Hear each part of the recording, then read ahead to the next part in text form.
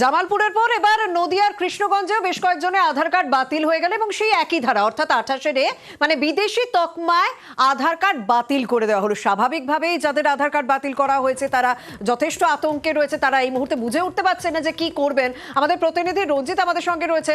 রঞ্জিত, যাদের আধার কার্ড বাতিল হয়েছে তারা কি বলছেন এবং হঠাৎ করে তাদেরকে কেন চিহ্নিত করে আধার কার্ড বাতিল করা হলো, কি বলছেন তারা? শুনেছি তোমাকে জানি না কি নদিয়ার কৃষ্ণ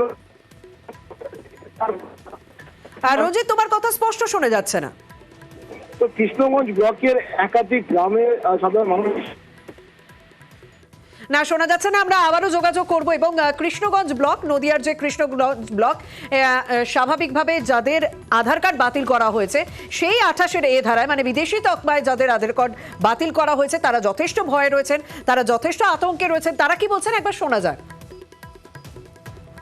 দেখুন, আমরা তো লেখাপড়া জানি না, তা ভুল ক্রমে আমরা তো আসিয়াই যখন পড়েছি, তো আমাকে তো একটা সংশোধন বিরত একটা জিনিস আছে, তাই এইটা আমরা উপর নেবেলে জানানো কোন কায়দায় জানানো যায়। আমাদের ব্যাংকের গেলে টাকা দিচ্ছে না, এছাড়া ঝোন মজুরি চলছে না, তাহলে আমাকে তো একটা বাঁচার তো একটা রেশনের চাল যখন পাওয়া যাচ্ছে না, আধার কার্ড যখন বাতিল তাহলে তো সবই বাতিল। বাড়িতে পোস্ট অফিস থেকে একটা চিঠি দিয়ে গেছে, তার চিঠিটা পরে আমি দেখি যে চিঠিটা লেখা আছে ডিঅ্যাক্টিভেটেড, মানে আধার কার্ডটা টোটালি বাতিল। তারপরে এটা নিয়ে আমি বিডিও সাহেবের কাছে গিয়েছিলাম।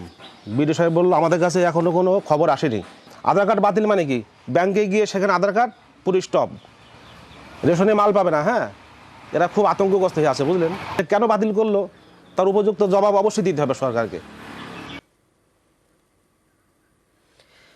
আমরা আধার কার্ড বাতিল নিয়ে, যারা আধার কার্ড বাতিল হয়েছে তাদের বক্তব্য তো শুনলাম। স্বাভাবিকভাবে তারা ভয় রয়েছে, কারণ এই আধার কার্ডের সঙ্গে তো এখন সবকিছু লিঙ্ক, ব্যাংকের লিঙ্ক রয়েছে, ব্যাংকের বইয়ের, প্যান কার্ডের লিঙ্ক রয়েছে, এমনকি রেশন কার্ডের লিঙ্ক রয়েছে। তাই সব দিক থেকেই তারা সমস্যায় পড়তে চলেছেন, সেই আশঙ্কার কথা প্রকাশ করছেন। কিন্তু তৃণমূল কংগ্রেসের প্রতিনিধি তিনি কি বলছেন, তিনি বলছেন যে না, রাজ্য সরকার তারা যথেষ্ট ব্যবস্থা নেবে এবং তারা কোনো রকম পরিষেবা পাবে না এটা যেন না হয়, কারণ মুখ্যমন্ত্রী মমতা বন্দ্যোপাধ্যায় ব্যবস্থা নেওয়ার কথা বলেছেন। কি বলছেন তৃণমূলের প্রতিনিধি, শুনবো।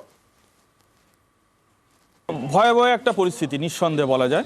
এটা যদি ওই এনআরসির পার্ট হয়ে থাকে, তো এনআরসি নিয়ে আমাদের দলের স্ট্যান্ড মমতা বন্দ্যোপাধ্যায় পরিষ্কার করে দিয়েছেন যে সমস্ত মানুষ ভোটাধিকার প্রয়োগ করে রাষ্ট্র ব্যবস্থা সচল রেখেছেন, অর্থাৎ ভোট দিয়েছেন, তারা দেশের নাগরিক, তাদের কোনো ক্ষতি হতে পারে না। মমতা বন্দ্যোপাধ্যায় পরিষ্কার পরিচ্ছন্ন ভাষায় বলে দিয়েছেন এবং তিনি যেটা বলেন করে দেখান, সুতরাং এ নিয়ে কোনো দুশ্চিন্তার কারণ নেই।